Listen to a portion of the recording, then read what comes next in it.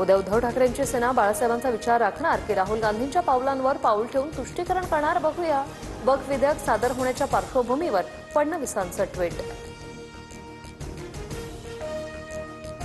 बीडमध्ये हत्यांची मालिका सुरू। अंबाजोगाई तरुणावर कोयत्याने सपासप वार, उपचार दरम्यान मृत्यू। 3 जणांविरोधात गुन्हा दाखल। कळंबमधील मनीषा बिडवेच्या हत्येनंतर आरोपी रामेश्वर भोसले 2 दिवस त्याच घरात राहिला। मृतदेहा शेजारी बसूनच आरोपीनं जेवणही केल्याची धक्कादायक माहिती समोर। आरोपी उस्मान सय्यद आणि राण्या भोसले अटकेत।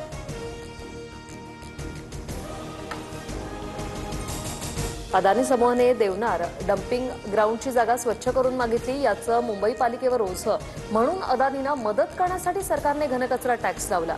आदित्य ठाकरे यांचा गंभीर आरोप। प्रशांत कोरटकरचा जामीन अर्ज कोल्हापूर न्यायालयाने फेटाळला। महापुरुषांबाबत आक्षेपार्ह वक्तव्याप्रकरणी कोरटकर सध्या कोठडीत। कॉमेडियन कुणाल काबराचं नवं ट्विट चर्चेत। लोकशाही पद्धतीने कलाकाराला कसं मारायचं याची मार्गदर्शक तत्व मांडत काबराचा राज्य सरकारवर निशाणा।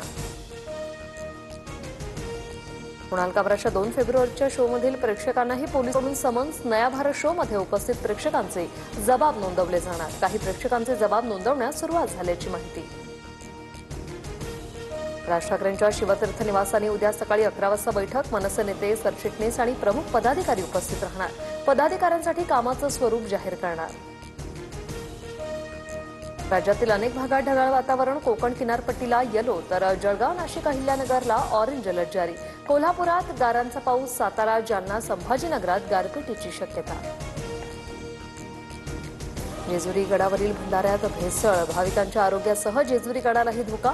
भंडाऱ्यातील भेसळ रोखण्याचा माजी प्रमुख विश्वासांची मागणी।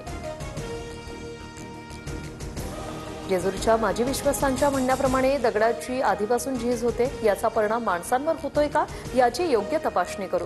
अन्न औषध प्रशासन मंत्री नरहरी झिरवळांची प्रतिक्रिया। इंडियाज गोट लॅटेंट शोमधील वादग्रस्त विधानाचं प्रकरण। रणवीर अलाहाबादिया आशिष चंचलानीला पासपोर्ट देण्यास सुप्रीम कोर्टाचा नकार। मागणी मान्य केल्यास तपासावर परिणाम होईल, कोर्टाचं निरीक्षण। गर्भात व्यंग असल्यानं गर्भपात करण्यास हायकोर्टाची परवानगी। न्यायमूर्ती रेवती डेरे आणि नीला गोखले यांच्या खंडपीठाचा हा निर्णय। महिलांना असलेला पुनरुत्पादन, शारीरिक स्वातंत्र्य आणि निवडीच्या अधिकारावर भर देत निर्णय।